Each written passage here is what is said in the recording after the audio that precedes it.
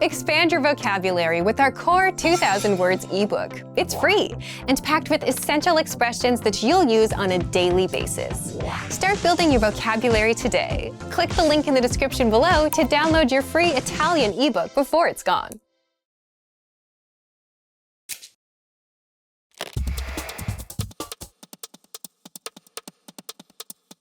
Ciao a tutti, mi chiamo Eleonora. Avete mai sentito parlare dell'Epifania o del giorno della Befana?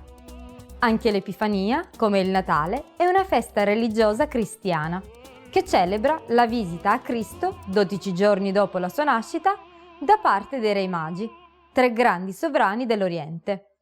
Anche questa festa è un giorno di vacanza nazionale. In questa lezione vedremo come gli italiani festeggiano questa giornata e perché piace tanto ai bambini italiani. Sapete cosa significa e che origini ha la parola Epifania in italiano? Vi daremo la risposta alla fine di questo video. Secondo una credenza italiana, la notte tra il 5 e il 6 gennaio, una vecchietta chiamata Befana, spettinata e vestita male, arriva a cavallo di una scopa in ogni casa per lasciare nelle calze dei bambini più buoni caramelle e dolci e invece distribuire carbone a chi si è comportato male. Ai bambini italiani piace molto questa festa, perché anche se ricevono un po' di carbone, ricevono sempre anche molte caramelle e cioccolatini. Questa credenza spiega anche perché l'Epifania è chiamata più spesso il giorno della Befana. Gli italiani in questo giorno, dopo aver aperto le calze piene di dolci, si riuniscono con le loro famiglie per pranzare insieme. I piatti più tipici sono i dolci, tra cui la focaccia della Befana. Si tratta di una torta dentro cui viene inserita una fava secca. Chi trova questa fava secca avrà grandissima fortuna durante tutto l'anno. Nel pomeriggio di questo giorno, inoltre, si usa uscire per fare una passeggiata per i centri storici della città, dove sono organizzati piccoli mercatini di dolci. Per gli italiani l'Epifania è anche un giorno un po' triste, perché è l'ultimo giorno delle vacanze invernali, iniziate a Natale. Una delle abitudini più diffuse è infatti quella di togliere tutti gli addobbi natalizi, come l'albero di Natale e il presepe.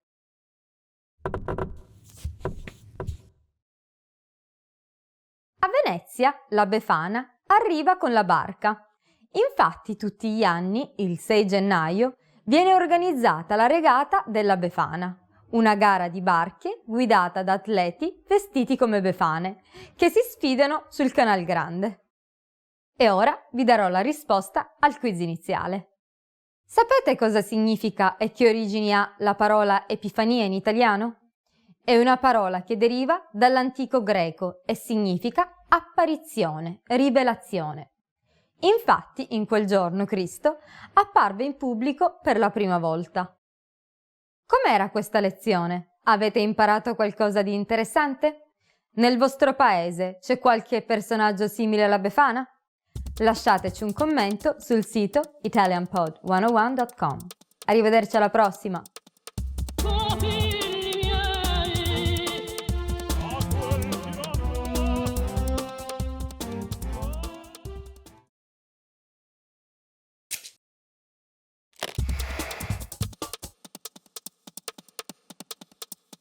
Ciao a tutti, mi chiamo Eleonora. Vi piacciono le feste in maschera? Se sì, vi consiglio di visitare l'Italia in inverno, durante il periodo di Carnevale. Il Carnevale è una festa legata alla religione cristiana e si festeggia prima del lungo periodo di digiuno che precede la Pasqua e dura una settimana.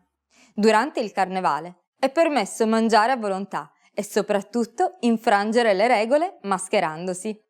In questa lezione vi parlerò quindi di come si svolge il Carnevale in Italia. Sapete perché a Carnevale più di 250.000 kg di arance vengono portate nella città di Ivrea in provincia di Torino? Vi daremo la risposta alla fine di questo video. Oggi il Carnevale in Italia è soprattutto una festa per i bambini, ma in origine era una festa soprattutto per gli adulti. La regola del carnevale è che bisogna infrangere le regole e fare tutto quello che normalmente durante l'anno è proibito fare. Da qui deriva l'usanza di mascherarsi. Così chi infrange le regole non può essere riconosciuto. I piatti tipici del carnevale sono soprattutto i dolci. Tra i più conosciuti ci sono le cosiddette chiacchiere, delle sfoglie fritte ricoperte di zucchero. In Italia ci sono varie maschere tradizionali, nate molti secoli fa e oggi riconosciute in tutto il mondo. Tra le più famose ci sono Arlecchino, una maschera di Bergamo, e Pulcinella, la maschera tipica di Napoli. Sia Arlecchino che Pulcinella rappresentano dei servi furbi, sempre pronti a fare un brutto scherzo al loro padrone. Tutte e due queste maschere sono il simbolo della rivincita dei servi sui loro padroni. Anche se il carnevale si svolge in inverno, ci sono molte manifestazioni che vengono organizzate all'aperto. Gli italiani, grandi e bambini per esempio, amano molto assistere alle sfilate dei carri allegorici, cioè enormi carri di cartapesta che rappresentano maschere tradizionali o personaggi pubblici famosi in modo ironico. Il Carnevale di Venezia, però, è forse il più famoso, per la particolare bellezza e raffinatezza delle sue maschere, che tutti, almeno una volta, avrete visto in foto.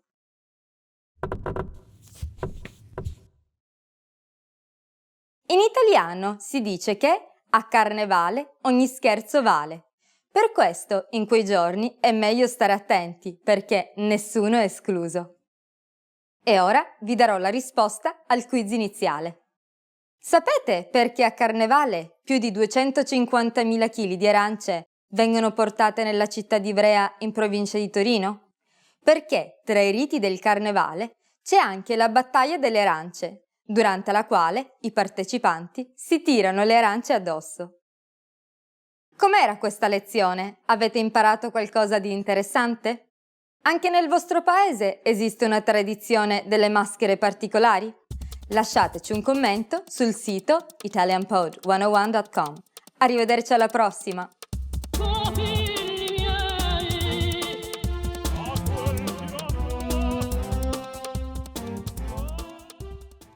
Hey everyone, welcome to the Monthly Review, the monthly show on language learning, where you discover new learning strategies, motivational tips, study tools, and resources. By the way, all the lessons and bonuses you're about to see can be downloaded for free on our website. So click the link in the description right now to sign up for your free lifetime account. Okay, today's topic is, are you an introvert or an extrovert? And how to speak more of your target language. Since you're learning the language, then you're very much aware of the importance of speaking, which can be easy if you're an extrovert or hard if you're an introvert. So, how can you speak more if you're on the shy side? Keep watching this month's episode. You'll discover who learns faster, extroverts or introverts, why learning a language can help you become more extroverted, and 5 ways to speak more, even if you're an introvert. But first, if you're looking for new free language resources and downloads, here are this month's new lessons and resources. Be sure to download these now before we take them down in a few days. First, the Sport and Exercise Conversation Cheat Sheet. Want to talk about fitness in your target language? You'll learn over 50 words and phrases for sports and exercise with this brand new cheat sheet. Second, the 40 words and phrases for ordering food writing workbook. With this free resource, you'll pick up must-know words and phrases for the restaurant and practice writing them out as well. Third, the top 12 April Fool's phrases. Want to be able to say some outrageous phrases in your target language for April Fool's Day? Then you'll want this April Fool's phrase list. Fourth, can you talk about your bones in your target language? Learn how to say words like skull, ribs, spine, and much more with this quick vocab bonus. Fifth, 20 must-know jewelry vocabulary. Do you know how to say earrings or necklace in your target language? If you don't, then this vocab lesson is for you. To get your free resources, click the link in the description below right now. They're yours to keep forever. Okay, let's jump into today's topic. Are you an introvert or an extrovert? And how to speak more of your target language. Part 1. Do extroverts or introverts learn languages faster? If you've ever wondered whether introverts or extroverts learn the language faster, there have been studies done on this. And as you'd expect, extroverts do have an advantage when it comes to speaking and overall conversational skills. Of course, these studies didn't take into account mistakes you may make, such as grammar, vocab, etc. And introverts? Introverts tend to observe and listen more, and tend to be better listeners. Do you agree with these findings? Leave a comment. So the key takeaway is they each have their own advantages. One has something that the other lacks. And that makes sense, doesn't it? If you speak less, your speaking skills will be weaker. And if you want to just speak a lot, you get good at speaking but miss out on the other skills, like listening and reading. So unfortunately, you can't really say who learns faster based on personality alone, just that each one has their advantages and disadvantages. But personality aside, success with a language will always depend on your attitude towards learning itself and how much time you put in. The person that has a better chance of becoming fluent will always be the one that puts in more time to learn, practice, get feedback, adjust with the feedback, and not so much about whether they're extroverted or introverted. But what if you're an introvert who wants to be able to speak more? Is there a way to become more extroverted? Part 2. How to speak more, even if you're an introvert. There are ways to become more extroverted, at least more than your usual self. How? Well, first, by learning a language. When you learn a language, you have a natural desire to connect with native speakers, even if you're shy. Also, native speakers tend to be very supportive and welcoming when you're trying to learn their language. So even if you're shy, it's kind of hard to stay shy in the long run when the people you speak with are so encouraging. In your native language, even if you know a million ways to start a conversation, you might not try to speak to someone because you're worried about whether you have something clever to say or the timing or some other social aspect. But in another language, where you may only know a few phrases, you're not bogged down by that. You just do the best you can with the few phrases you have. Plus, learning a language alone gives you a chance to reinvent yourself. To learn another language is to acquire another soul, as the quote goes. So, learning a language alone puts you on a path towards becoming more extroverted. But if you want specific tips, here are 5 ways to speak more, even if you're an introvert. Number 1. Learn how to listen like an introvert. How can this help you to speak more? Introverts tend to listen more, and the better listener you become, the better questions you can ask, which results in a more meaningful conversation, which also means more speaking time for you. So you can speak more, even if you consider yourself an introvert, by listening well and asking relevant and pertinent questions. By the way, if you want to learn how to ask questions, then check out our top 25 questions you need to know, where you'll learn all about what to ask and answer regarding the most common conversational questions. Number 2, increase speaking time and confidence through experience. Simply put, the more experiences you have in life or experience with certain topics, the more knowledgeable you become. And as your life or work experiences grow, so will your audience. You'll find people coming to you to talk to you. It could be about business, travel, or just your own life stories. If a conversation is about France, and if you've been to France, the conversation will gravitate towards you. Having all that experience makes things easy for you as an introvert. People will come to you, so you don't have to find them. For a language learner, the tricks are to 1. Be knowledgeable about something, and 2. Be able to talk about your experience in the target language. Number 3. Find the right audience. Imagine talking to someone that's not interested in learning languages. They'll give you 100 reasons why they can't learn, never reasons why it might work out for them, right? But when you're talking to an audience that's interested in languages, then you can have a conversation that could go on for hours. So find the right audience to share with. With language learning, it means you need to find native speakers that share the same hobbies or interests as you. Number 4, talk about what you know best. The introvert-extrovert dynamic also depends on how much you know about a topic and what you're most comfortable with. There are topics you may not know enough about, so you won't talk as much. But even the biggest introvert can become a confident speaker once you touch upon a topic they know well. That's where they shine. So if your goal is to be more extroverted, then focus on the things you know about. Or you can always gain experience in topics you don't know much about so you can speak more. Number 5, create opportunities to speak. How? Well, it's hard to stop a stranger and start talking with them without any context, right? But what if you need help finding something at a store, or have a question about a dish at a restaurant? Then it's much easier since you're there with a purpose. So you can create these opportunities by going to a restaurant from the country that speaks your target language and speaking with the staff, or asking a taxi driver a question, or asking staff at an information booth a question. So to recap, if you want to speak more, even if you're an introvert, 1. Listen like an introvert. 2. Increase speaking time and confidence through experience. 3. Find the right audience. 4. Talk about what you know best. And 5. Create opportunities to speak. So thank you for watching this episode of Monthly Review. Next time, we'll talk about how tipping points will bring you closer to your language goals. If you enjoyed these tips, hit the like button, share the video with anyone who's trying to learn a language, and subscribe to our channel. We release new videos every week. And if you're ready to finally learn language the fast, fun, and easy way and start speaking from your very first lesson, get our complete learning program. Sign up for your free lifetime account right now. Click the link in the description. See you next time. Bye!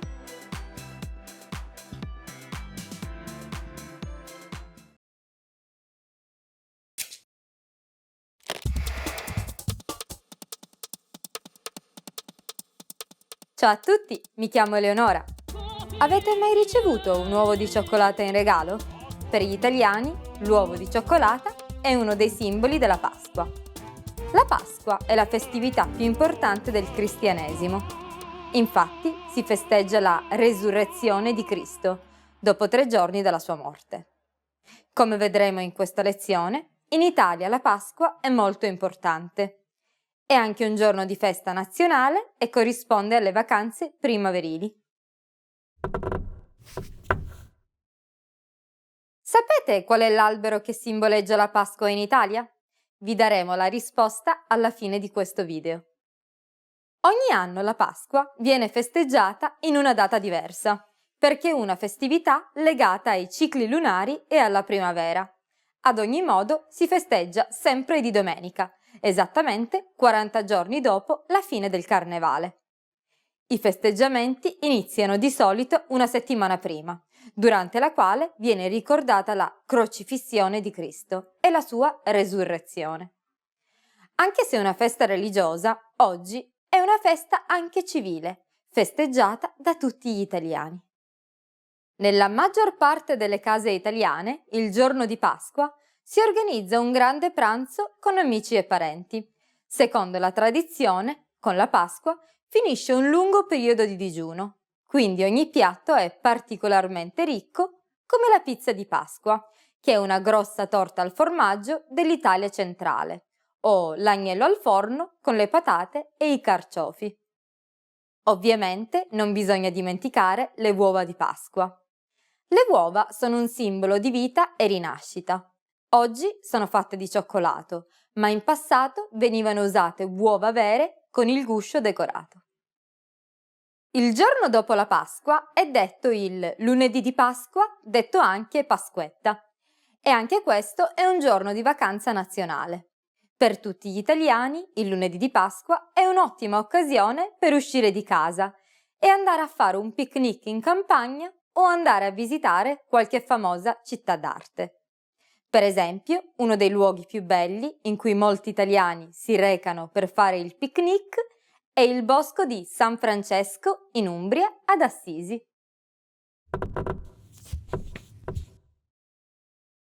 In Italia, quando qualcuno fa delle grandi pulizie, si dice che fa le pulizie di Pasqua. Infatti, tradizionalmente, prima della Pasqua, in rispetto di Cristo e per accogliere la nuova stagione, bisognava pulire la casa da cima a fondo. E ora vi darò la risposta al quiz iniziale. Sapete qual è l'albero che simboleggia la Pasqua in Italia? È l'olivo, che di solito viene distribuito nelle chiese cattoliche la Domenica delle Palme, una settimana prima della Pasqua, come simbolo di pace. Com'era questa lezione? Avete imparato qualcosa di interessante? C'è una festa simile alla Pasqua italiana nel vostro paese? Lasciateci un commento sul sito italianpod101.com. Arrivederci alla prossima!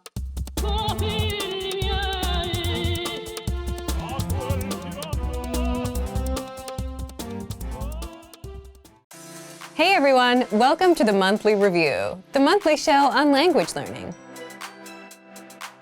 where you discover new learning strategies, motivational tips, study tools, and resources. By the way, all the lessons and bonuses you're about to see can be downloaded for free on our website. So click the link in the description right now to sign up for your free lifetime account. Okay, today's topic is, can busy people actually learn a language? You yourself probably have an answer to this question, right? But whether you can or can't actually has a bit more to do with your mindset than anything else.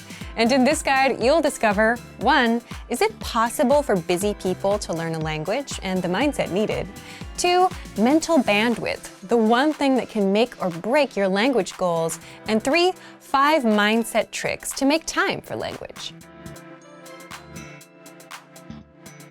But first, if you're looking for new free language resources and downloads, here are this month's new lessons and resources. Be sure to download these now before we take them down in a few days. First, the Talking Online PDF cheat sheet. Learn the must-know internet slang and all the internet-related vocab and phrases in your target language with this PDF cheat sheet. And second, the 40 words and phrases for ordering food writing workbook.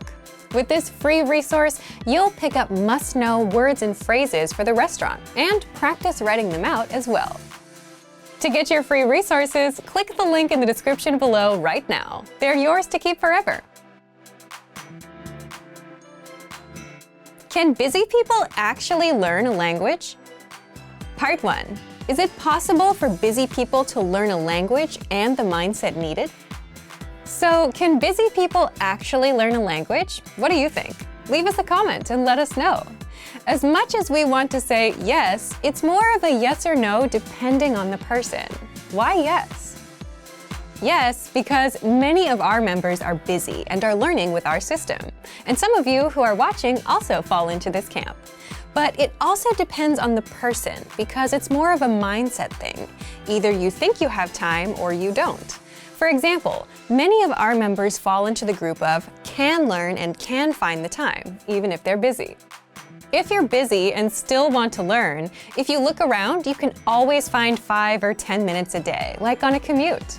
Now, if your mindset is the opposite, if you think you can't learn a language or you don't have time, you won't even try, even if you had a resource that was proven to work. Part 2. Mental bandwidth, the one thing that can make or break your language goals. And if you think about it, if you had all the time in the world but felt like you couldn't learn a language, you wouldn't try either. Again, this is why it comes down to the mindset and why it all depends on each individual person. Either you think you can or you think you can't. But it may not always be this black and white either. It can also depend on your mental bandwidth too. Think back to your school days, those few days before exams. It got really busy and you had to stop everything to study, right? You were probably thinking, if I can just get through studying this week and take the test, then next week I can finally start relaxing and doing other things. And if someone asked you if you wanted to hang out, you would say no, because you're busy. But chances are you still managed to spend at least 30 minutes on YouTube or social media. Meaning you did have some time, even if you were busy. But the test was occupying your mind and taking up all that bandwidth. So it's also possible that we just don't have the mental bandwidth because we're overwhelmed. And this is a genuine reason for not being able to learn when you're busy. Don't worry, in the next part, we'll show you how to get some bandwidth so that you don't feel overwhelmed. Part 3. 5 mindset tricks to make time for language. So if you've gotten this far, you understand that it is possible to start learning a language, even if you're busy, that you can find the time, but it mostly comes down to your mindset. So how can you develop the mindset? So when you're too busy, it feels like you're overwhelmed and like you don't have control of your time. Well, there are a few things you can do to gain some control of your time, have some breathing room, and learn a bit of language.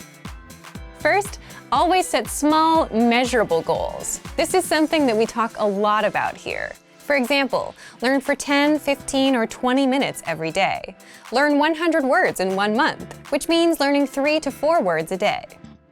And the mindset behind this is just being realistic with your goals and what you can do. Because if you're busy, you may not have 1 or 2 hours. And this is a strict rule, especially when starting out with new goals and languages. Always stick to small, measurable goals. Second, lowering your goals and expectations is okay when things get super busy. If you couldn't learn all 100 words for the month and only got up to 40 or 60, that's okay. If you tried learning on Monday and Tuesday but skipped Wednesday and Thursday, that's okay. Sometimes you have to shift priorities, and prioritizing things is a secret to a successful life. You may not get to the goal you wanted to achieve today, but you can get to it next week. Third, it's okay to put language on pause if life gets in the way. Just like with that last point, you can always come back and reach your goal a little later.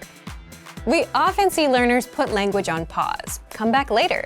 Some even come back years later. But the key is to come back. Fourth, avoid the all-or-nothing mindset at all costs. And an all-or-nothing mindset is something you'll see in beginners and perfectionists. When you have this mindset, you'll say, language learning requires hours, so there's no point in learning for a few minutes today. But something is better than nothing, and even 5 to 10 minutes of review adds up in the grand scheme.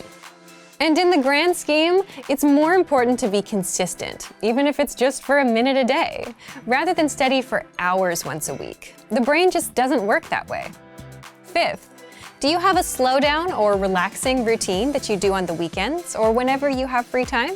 And if you didn't do it, you'd feel overwhelmed? Leave us a comment and let us know what it is. For some, it could be reading, watching TV, or going to a cafe and doing nothing for a bit. You're there on your own, you don't have much to do in front of you, even if it's just 10 or 15 minutes. And if you're settled, you start feeling in control. And that's the point you have some mental bandwidth. You can start doing some time management and plan your week out. You can put in a few minutes of language learning. But if you don't slow down and if you feel overwhelmed, you could have the easiest possible way to learn a language. And you still wouldn't do it. So, back to you.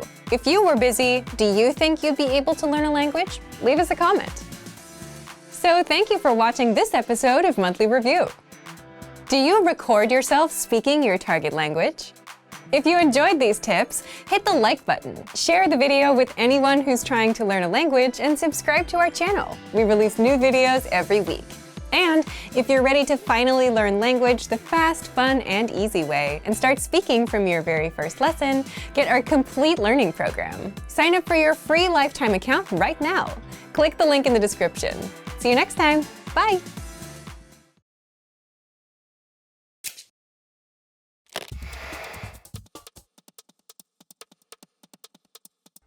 Ciao a tutti, mi chiamo Eleonora. Come nella maggior parte dei paesi occidentali, anche in Italia il Capodanno si festeggia il 1° gennaio.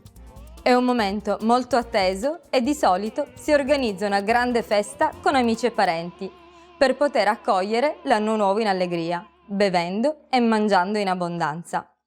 In questa lezione vi parlerò di come gli italiani festeggiano il Capodanno. Sapete perché gli italiani desiderano mangiare le lenticchie in grande quantità proprio il 1° giorno dell'anno? Vi daremo la risposta alla fine di questo video. Il Capodanno in Italia si inizia a festeggiare dalla notte di San Silvestro, la sera dell'ultimo giorno dell'anno. Di solito a noi italiani piace organizzare una festa con amici e parenti, altrimenti andiamo in piazza, dove sono organizzati eventi speciali. Per esempio, a Bologna, in Piazza Maggiore, viene costruito un grande pupazzo di paglia detto il Vecchione, un simbolo dell'anno vecchio, che viene bruciato allo scoccare della mezzanotte. Proprio come se venisse distrutto tutto l'anno appena finito, con i suoi bei e brutti ricordi. Durante la notte di San Silvestro si mangia e si beve moltissimo. A molti italiani piace aspettare l'anno nuovo anche guardando l'anno che verrà. Il grande concerto di musica pop che viene trasmesso in diretta dalla TV nazionale. Attraverso questo programma si può ascoltare della buona musica e si può star certi di non sbagliare il conto alla rovescia fino a mezzanotte, quando viene stappata una bottiglia di spumante per brindare e viene dato il via ai fuochi d'artificio. Il mattino seguente, quasi tutti gli italiani si svegliano molto tardi e vanno direttamente a pranzo a casa dei genitori. Ogni regione ha i suoi piatti speciali, però l'importante in tutta Italia è mangiare un menù ricco ed elaborato. Per esempio i tortellini o le lasagne per primo, il brasato di manzo o il cotechino per secondo. Bisogna restare seduti a tavola quasi tutto il giorno per poter finire tutto.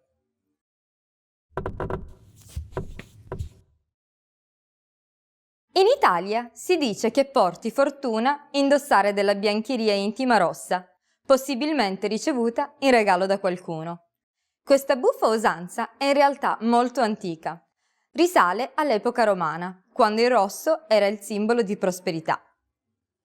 E ora vi darò la risposta al quiz iniziale. Sapete perché gli italiani desiderano mangiare tante lenticchie proprio il primo giorno dell'anno? Perché si crede che per ogni lenticchia mangiata si avranno più soldi a disposizione. Com'era questa lezione? Avete imparato qualcosa di interessante? E voi, come festeggiate l'arrivo del nuovo anno nel vostro paese? Lasciateci un commento sul sito italianpod101.com. Arrivederci alla prossima!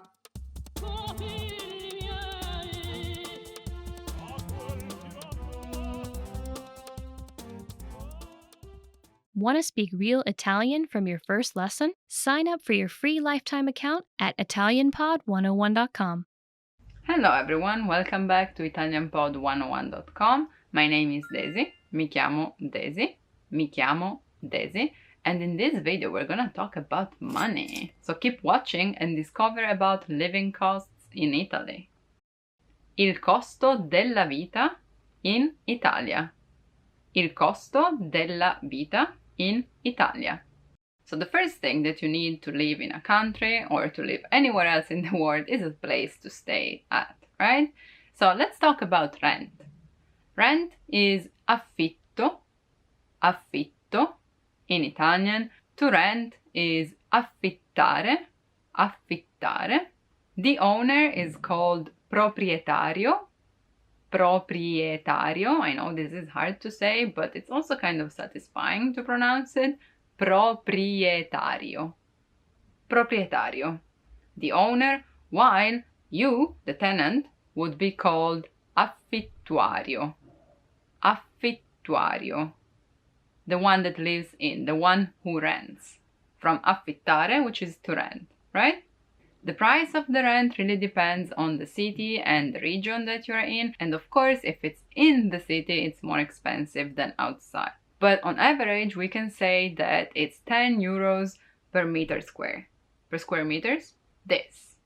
That means that for a house that it's about 50 square meters, you're supposed to pay at least 600 euros, okay? Some more useful vocabulary can be contratto, contratto, contract, that you have to sign to have a rent, and something that you want to confirm before you sign is the amount of spese condominiali. Spese condominiali. The condo phase, buildings expenses, because sometimes they're not specified, and that's when you will pay more than what you expected, which is not a nice surprise. So better ask before about spese condominiali. Spese condominiali, which are usually about 50, sometimes even more, but it depends on the building, of course. Then we have the bills. So bollette. Bollette. Bollette are the bills. We have acqua, water, acqua. Gas is just gas. And for electricity, we don't really say elettricità, but luce. Luce, the light. Luce, gas, acqua. That's the three main things that you have to pay for. And maybe we want to also put the internet, which is internet in Italian as well. And we can count about, let's say, 100 euros for that. 100 euro. 100 euros. 100 euro. Of course, that also really depends on the usage that you do of it, like how much you spend, how much energy you use. But that's also something that is going to be cut if you can share the house with someone, right? Something else that we need to talk about is transportations, trasporti, trasporti. Here too, it really depends on the city. It goes from 20 to 50 euros per month for the monthly pass for buses and trains. So let's say 50 in the worst case scenario, and the pass is called abbonamento. Abbonamento. Abbonamento mensile, monthly pass, mensile, while settimanale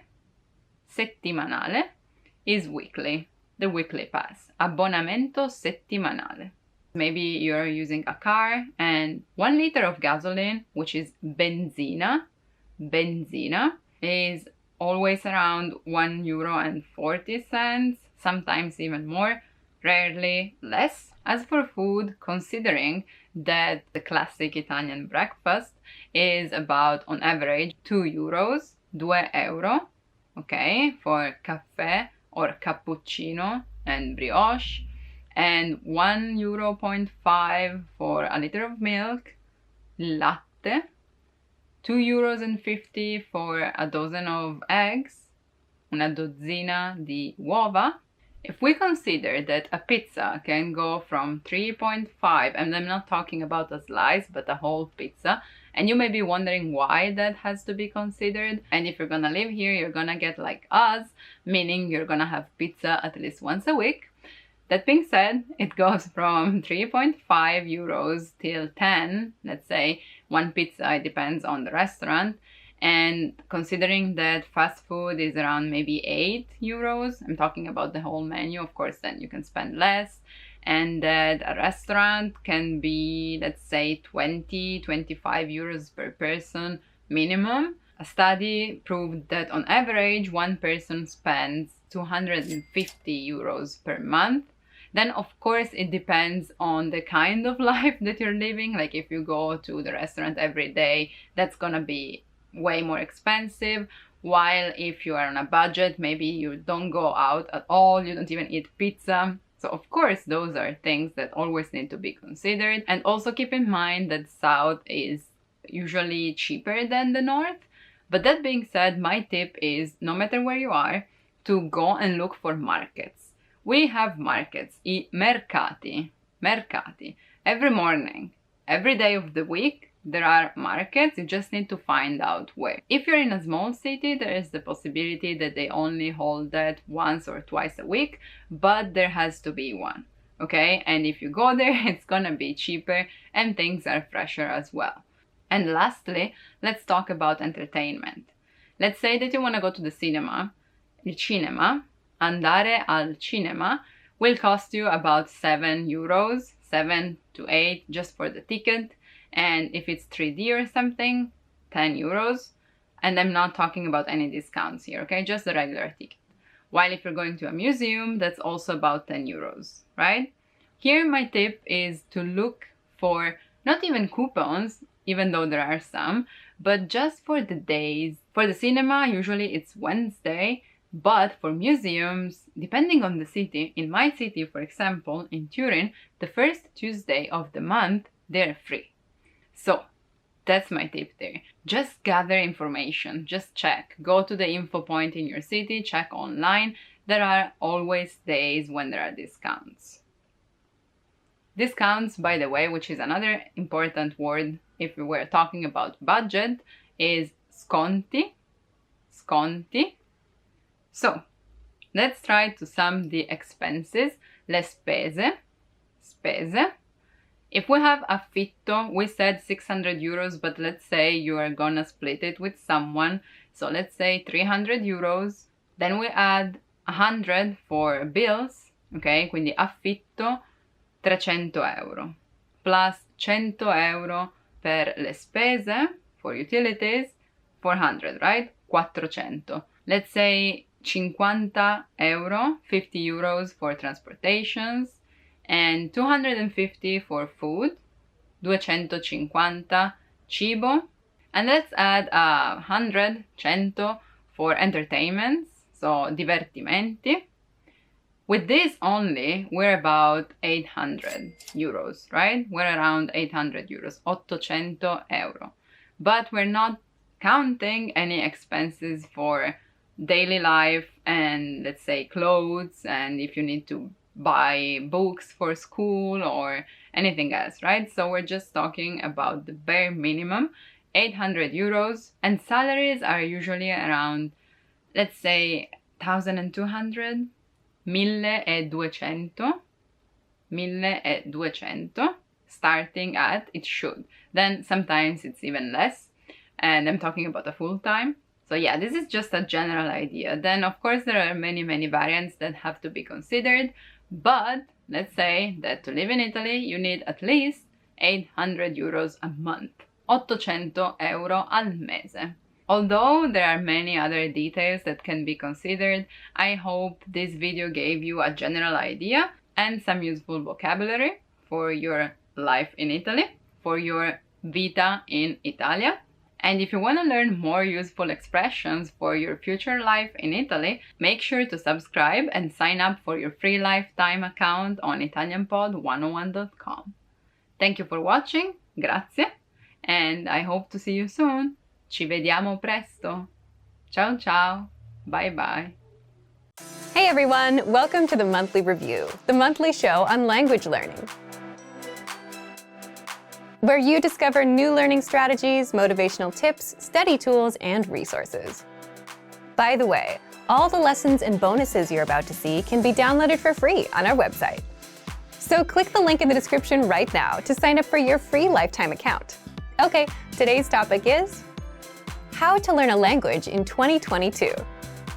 If you're planning to learn a language in 2022, then this episode is for you, especially if you want to finally succeed with your New Year's resolution, instead of failing or giving up in the next week or two. That's why today you'll discover 1. The 4 critical steps you need to take when learning a new language, and 2. How to set goals and New Year's resolutions that won't fail you in 2022. But first, if you're looking for some free language resources and downloads, here are this month's new lessons and resources. Be sure to download these now before we take them down in a few days. First, the Using Opposites Conversation Cheat Sheet. With this new cheat sheet, you'll learn common opposite adjectives like near and far, hot and cold, and grammar rules on how to use these words in a sentence. Second, the How to Say Goodbye PDF Writing Workbook.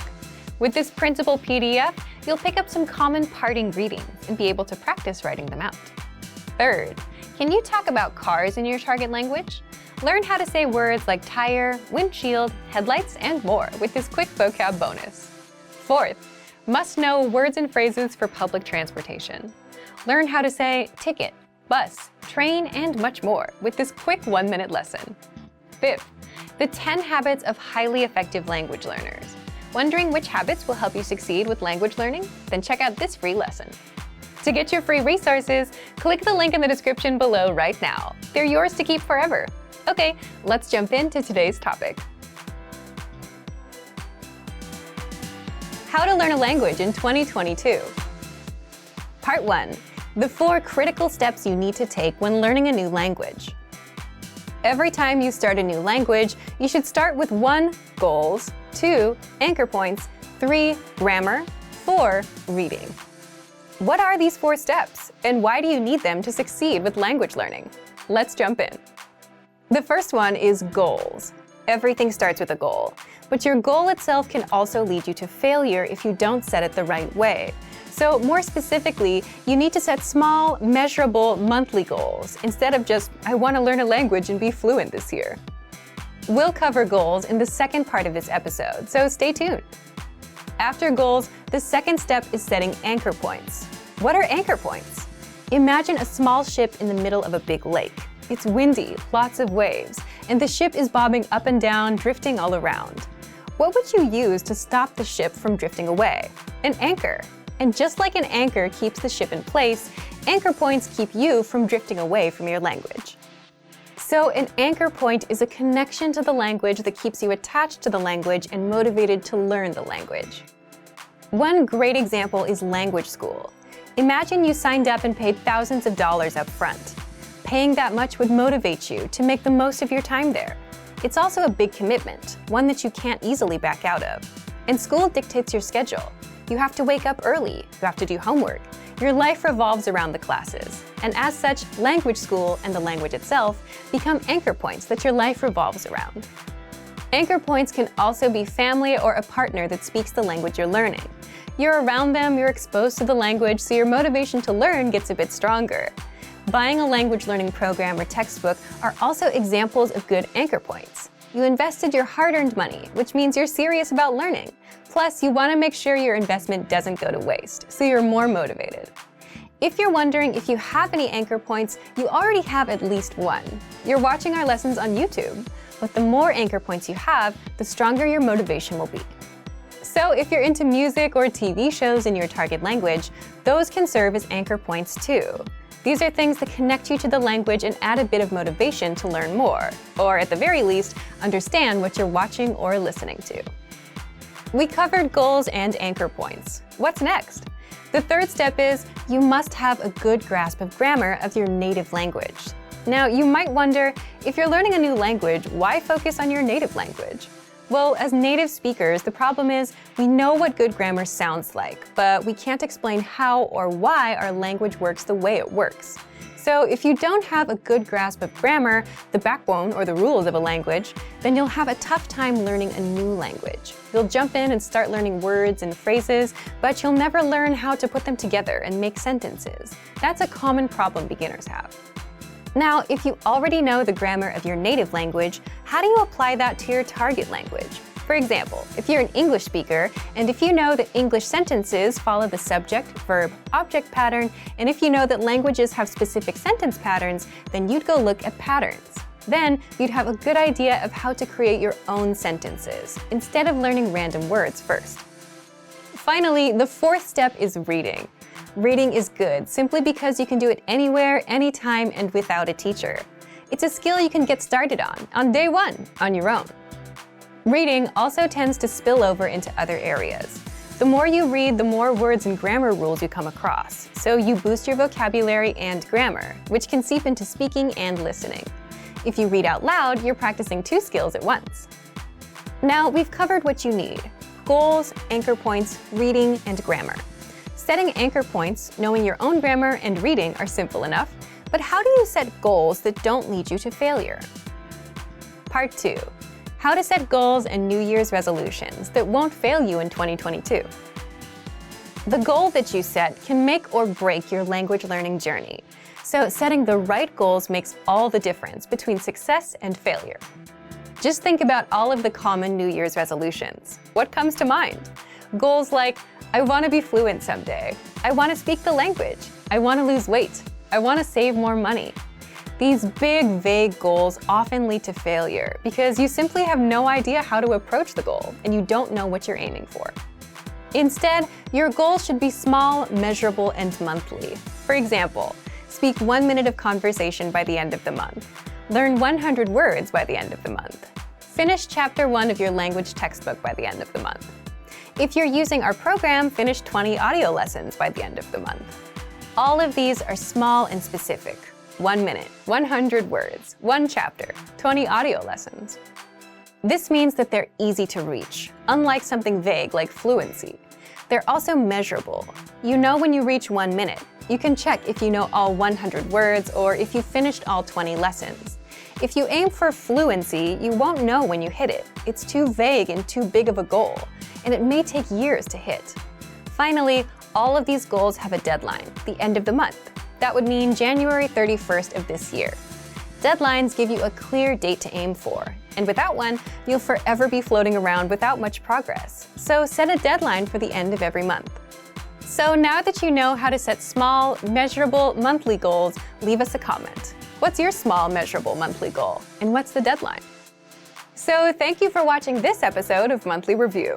If you enjoyed these tips, hit the like button, share the video with anyone who's trying to learn a language, and subscribe to our channel. We release new videos every week.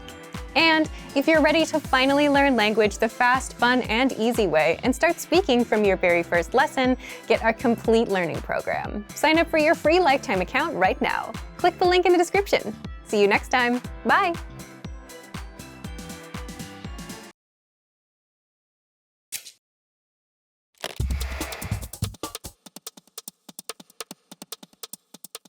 Ciao a tutti, mi chiamo Eleonora.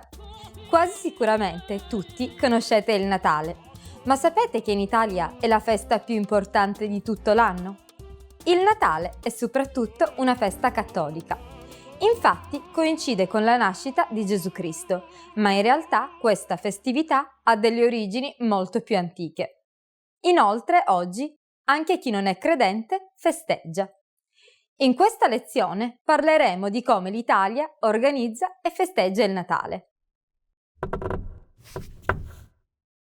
Sapete perché in Italia prima di Natale il prezzo del pesce aumenta spaventosamente? Vi daremo la risposta alla fine di questo video. Nelle case degli italiani i preparativi per il Natale iniziano molto prima del 25 dicembre. Di solito è tradizione addobbare l'albero, un abete finto o vero, già dall'8 dicembre. In molte case, soprattutto del sud Italia, oltre all'albero si prepara anche il presepe, una rappresentazione della nascita di Gesù. Ci sono varie tradizioni di presepe, ma la più famosa è quella di Napoli. Pensate che in via San Gregorio Armeno c'è un mercato permanente del presepe che si può visitare durante tutto l'anno. In molte città del nord Italia, invece, vengono organizzati i cosiddetti mercatini di Natale, dall'8 dicembre al 6 gennaio. Tra i più famosi ci sono quelli di Trento e Bolzano, dove è possibile comprare addobbi, regali e dolci di tutti i tipi. Tra i dolci di Natale più tradizionali c'è il torrone, un dolce semplice ma squisito, fatto con albume d'uovo, zucchero, miele, mandorle, nocciole e pistacchi. Per gli italiani il momento più importante del Natale è la cena della vigilia. Di solito tutti tornano a casa dei genitori per mangiare insieme e aspettare la mezzanotte. La cena è quasi sempre a base di pesce. Il piatto più caratteristico è il baccalà. Tra i dolci invece ci sono il panettone, un dolce di Milano, e il pandoro, un dolce di Verona. A mezzanotte, finalmente, avviene lo scambio di regali sotto l'albero di Natale. Questo, senz'altro, è il momento più atteso dai bambini italiani.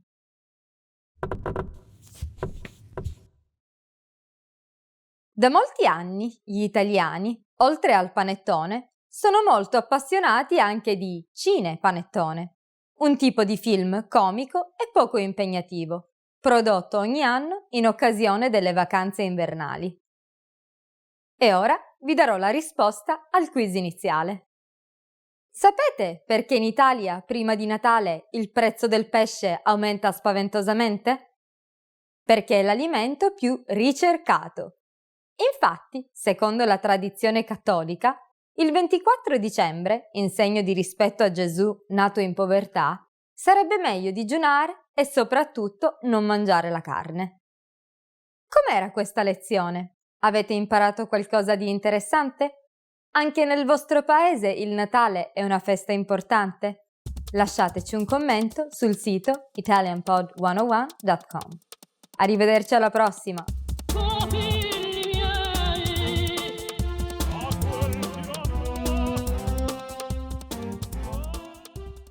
Expand your vocabulary with our Core 2000 Words ebook. It's free and packed with essential expressions that you'll use on a daily basis. Start building your vocabulary today. Click the link in the description below to download your free Italian ebook before it's gone.